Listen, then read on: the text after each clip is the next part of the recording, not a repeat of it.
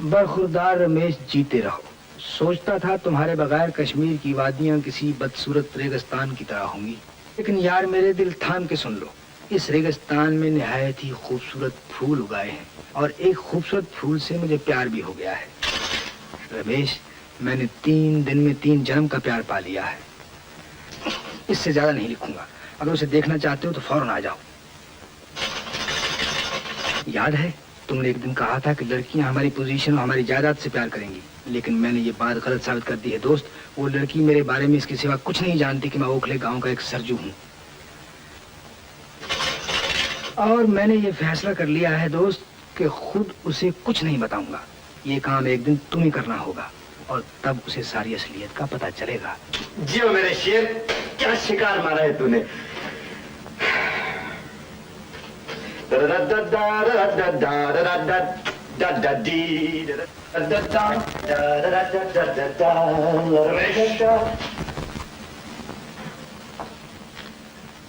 जी पिताजी। क्या बात है? जी कुछ नहीं, ये गोपाल की चिट्ठी आई थी, उसने मुझे कश्मीर बुलाया। अच्छी बात है। इनकम टैक्स का केस खत्म करके चले जाना, वहां भी तुम्हें एक जरूरी काम है। पिताजी वहां भी काम? हाँ। मगर पिताजी मैं वहां तुम्हें एक लड़की देखना होगी। जी? मेरे एक दोस्त है दीवान किशन किशोर, उनकी एक लड़की है। तुम्हारे लिए उसके रिश्ते की बातचीत हो रही है। उसे देख लो, पसंद आए तो मुझे जवाब दो। ये उसकी तस्वीर है, देख लो।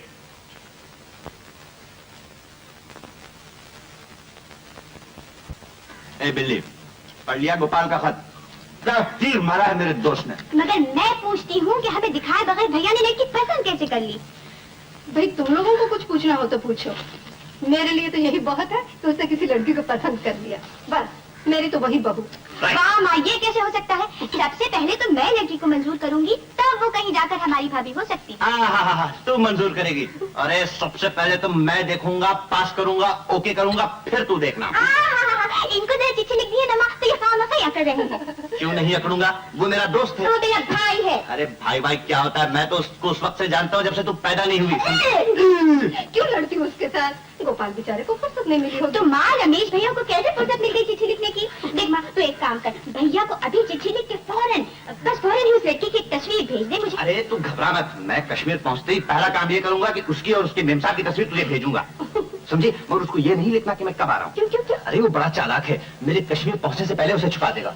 मैं तो जन्नत हाउस बोट पहुँचते ही बच्चों को सर से ऐसा पकड़ूंगा कि वो देखते रह जाएगी।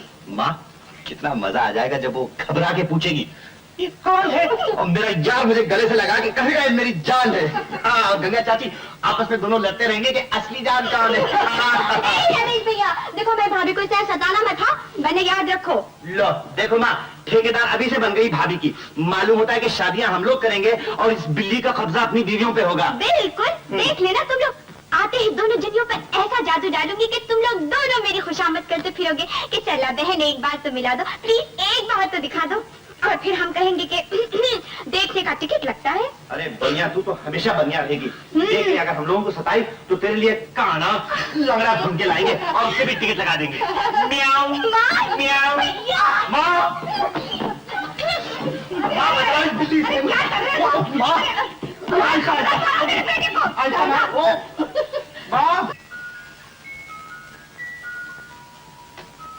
बुखार तो बहुत है दीवान साहब, घबराने की बात नहीं, सर्दी लग गई है। जी हाँ, दिल्ली से इसकी एक सहेली आई हुई है, बस उसी के साथ डल के किनारे घुमा करती है। खैर दवा मैं भिजवा देता हूँ, और जब तक बुखार ना उतरे बिस्तर पर लेटी रहे तो अच्छा है। जी बहुत अच्छा, चलिए।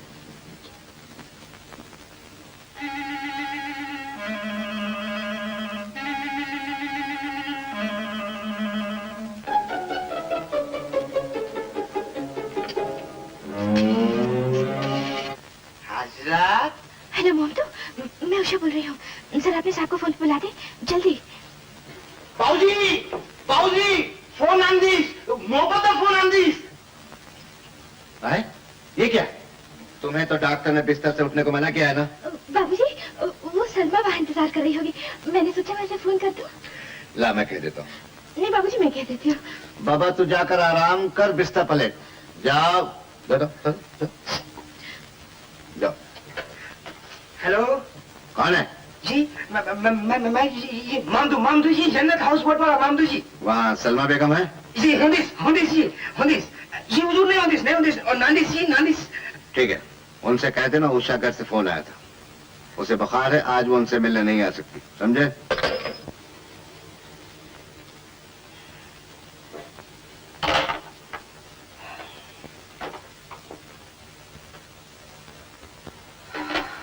साहब जी, क्या हुंदिस? कुछ गड़बड़ हुंदिस? हाँ ममदू, उसको बुखार आ गया है और वो हमें मिलने नहीं आ सकती। एक तो मोहब्बत का बुखार, दूसरा असली बुखार, डबल बुखार हुंदिस। मगर ममदू बात यह है कि हम उसे मिले बगैर रह नहीं सकते। अरे सिर क्या हिलाता है, कोई तरीका बताना। सोचदिस साहब जी, सोचदिस। हम ममदू मोहब्बत का एक्सपर्ट। फिर सोचदिस। सलमा क्या सलमा? तुम सलमा, तुम सलमा हुंदिस साहब जी, तुम सलमा हुंदिस। आइए आइए आइए आइए आइए। सीताराम, आप कौन है? जी बीबी जी की सहेली हैं, इनका नाम क्या नाम बताया? सलमा। सलमा। ओ सलमा बेटी, तुम्हें दिल्ली से आई हो? आओ अंदर आओ। उषा देखो, तुम्हारी सहेली सलमा आई है। कौन? अरे वही तुम्हारी सहेली दिल्ली वाली सलमा। सलमा? हाँ, मैं। तुम बाबरी सलमा मेरी बड़ी पक्की सहेली है। मगर सलमा, तुम्हें यहाँ नहीं आना चाहिए था। नहीं बेटी, तुम आ गई, बहुत अच्छा किया।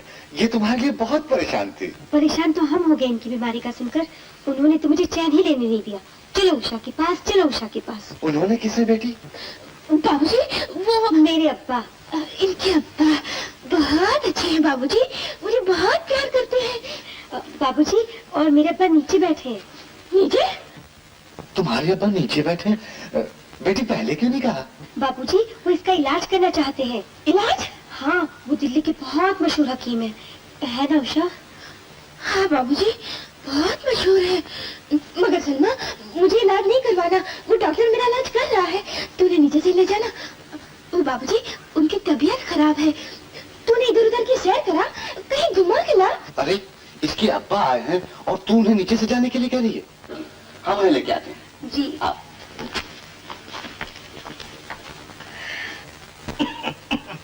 उसकी अलालत का सुनते ही हमारा दिल परेशान हो गया दीवान साहब।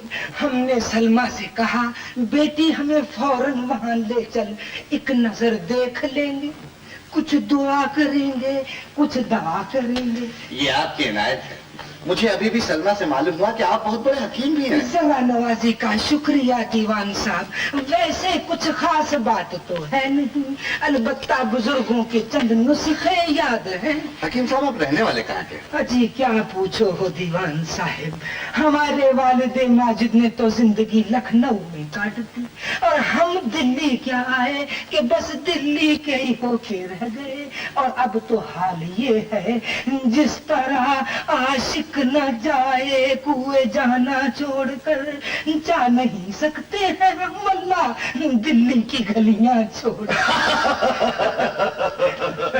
हकीम साहब, आपको बहुत बड़ा शायर भी है। आदाबर से दीवान साहब, दरअसल हकीमी और शायरी का चोली दामन का साथ होता है।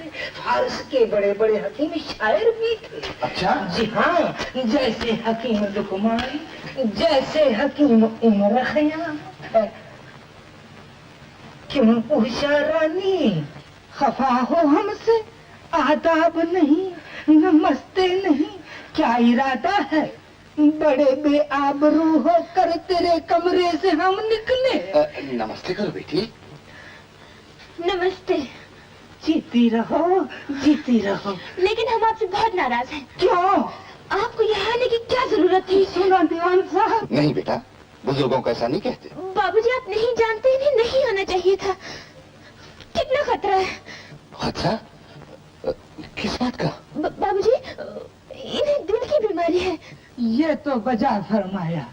दिल का रोग तो है मुझे। आराम के लिए कश्मीर आए हैं और देखिए ना, सर्दी में इधर उधर घूमते रहते हैं। आपके आने जाने से हमें बहुत परेशानी होती है। क्यों सलमा? हाँ, हमें बहुत परेशान करते हैं। हाँ, दुहाई है दीवान साहब, इस उम्र में इन बच्चियों से प्यार हो जाना गुनाह हो गया। हमको उनसे वफा की है उम्मीद दीवान साहब, जो नहीं जानते वफा क्या है। अब्बा शेर ही सुनाते रहोगे या इनकी नबज भी देखोगे? भूल गया बेटी। दीवान साहब, इजाजत हो तो जरा बच्ची के करीब बैठ जाओ। जी हाँ, तशरीफ रखिए। शुक्रिया। घबराओ नहीं। अल्लाह। हाँ तो उषा रानी, जरा नब्ज तो दिखाओ। एक शर्त पे। क्या? नब्ज देख के दवा देके आप सीधे घर जाके आराम करेंगे। अरे बाबा, मेरे आराम का क्या है, यही दीवान साहब के कमरे में कर लूंगा। क्यों दीवान साहब? क्यों नहीं, आप ही का घर है। शुक्रिया। नहीं बाबूजी, बोले वक्त वक्त पे दवा लेनी पड़ती है, बीमार जो है। ठीक है, चला जाऊंगा, मगर देखने तो दो। अल्लाह, कैसी बच्चियां हैं। जबान दिखाओ, लंबी। आंख देखूं। आंख तो बहुत खूबसूरत है दीवान साहब, बिल्कुल साफ है। जरा जबान मैली है, थोड़ी सी दवा दूंगा, बिल्कुल साफ हो जाएगी। हाँ तो कहिए दीवान साहब, बच्ची को कब तक अच्छा कर दूं? हकीम साहब, परसों इसका जन्मदिन है। अच्छा? 4 साल में पहली बार अपने जन्मदिन पर घर में मौजूद है। अब की बड़ी धूमधाम से करने का इरादा है। अरे दीवान साहब, परसों तो बहुत दूर है, हम तो इसे शाम तक अच्छा कर देंगे, लेकिन सालगिरह की दावत हम भी जरूर खाएंगे। जरूर। आपके बगैर सालगिरह कैसे मनाई जा सकती है? तो ठीक है उषा रानी, अब देखो हमारी हिकमत का जादू। इसमें से 2 गोलियां खा लेना, फिर बुखार आगे आगे, तुम पीछे पीछे, मैं कल फिर हाजिर हो जाऊंगी। नहीं, कल आप मत आइएगा, मैं खुद आ जाऊंगी। वादा? पक्का वादा। जीती रहो, सलामत रहो। अल्लाह तुम्हें हम जैसे बुजुर्गों से प्यार करना सिखाए। ठीक है ना दीवान साहब? हकीम साहब, बूढ़ों से कौन प्यार करता है, इसीलिए तो लोग बुढ़ापे से घबराते हैं। मगर मैं बुढ़ापे से नहीं घबराता, अलबत्ता अकेलेपन से जरूर डरता हूँ। इजाजत हो तो अकेलेपन पे एक शेर अर्ज करूं? अब्बा, अब फिर शेर सुनाने लगे, अब चलिए भी। खफा ना हो बेटी, हमारा क्या है, सालगिरह पे सुना देंगे। जी हाँ, जरूर। खुदा हाफिज। नमस्ते। चलिए दीवान साहब। आइए। अल्लाह।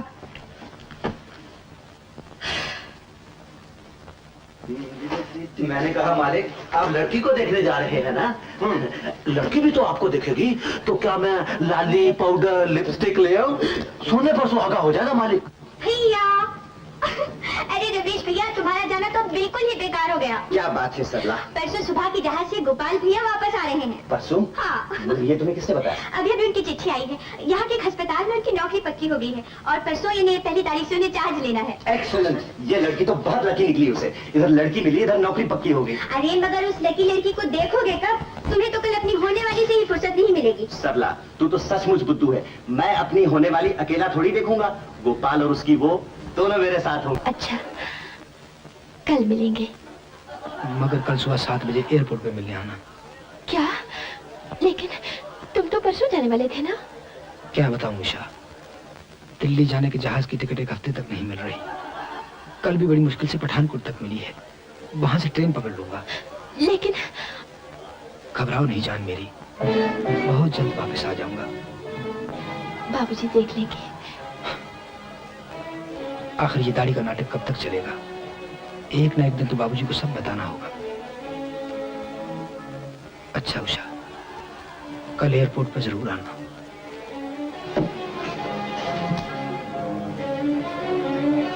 दीवान साहब, भाई वाह वाह वाह, क्या पार्टी दी है आपने।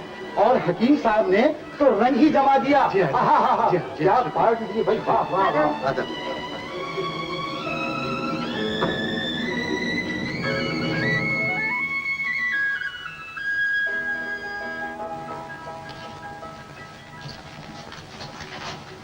उषा, इतने सवेरे कहाँ जा रही हो? बाबूजी, वो सलमा है ना? अपने कमरे में जाओ, तुमसे कुछ कहना है। जी। अपने कमरे में।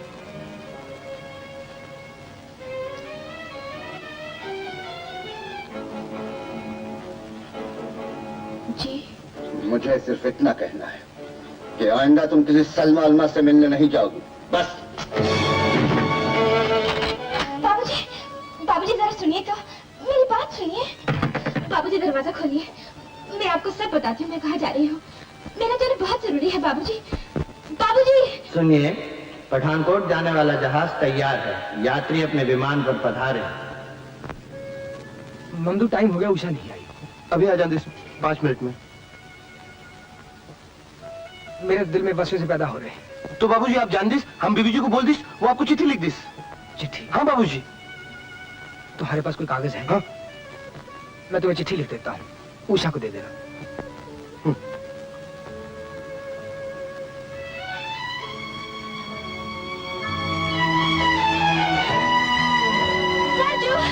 वो आ गई मंटू। उषा, कहाँ रह गई थी तुम? सरजू, गजब हो गया। बाबूजी को शक हो गया है। उन्होंने मुझे यहाँ आने को मना किया। मैं बालकनी कूद कर आई हूँ। सरजू, तुम्हें उनसे मिलना होगा। सर, जहाज आपका इंतजार कर रहा है, जल्दी कीजिए। Just a minute please, just a minute. Usha, मैं वापस आके बाबूजी से मिल लूंगा। लेकिन कब आओगे? तब तक मैं उनसे क्या कहूँ? उषा, परसों इतवार है। मैं सुबह के प्लेन से 1 दिन के लिए आऊंगा और बाबू से सारी बात पक्की कर Sir, the flight is getting late. Be quick. बाबूजी, सुनाओ।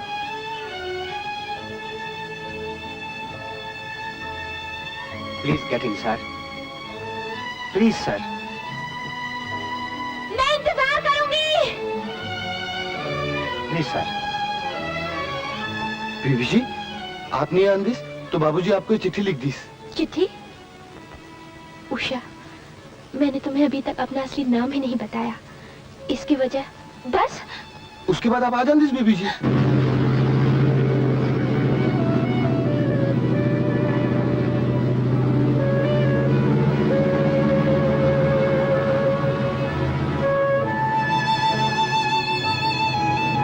अटेंशन प्लीज, दिल्ली से आने वाला जहाज हवाई अड्डे पर उतर रहा है। बीबी जी, आप जान दिस, दिल्ली का प्लेन आन दिस, हम दूसरा पैसेंजर ढूंढ दिस। अच्छा। बीबी जी, हम सभी को घर भेज दिस, बाबूजी परसों आन दिस। खुदा हाफिज बीबी जी। खुदा हाफिज।